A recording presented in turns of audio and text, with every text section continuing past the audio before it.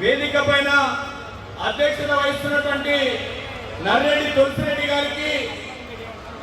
ఇప్పుడే పులివెందుల గడ్డ మీద రాహుల్ గాంధీ గారు అడుగు పెట్టడం జరిగింది. ఆనాటి 2004 నుంచి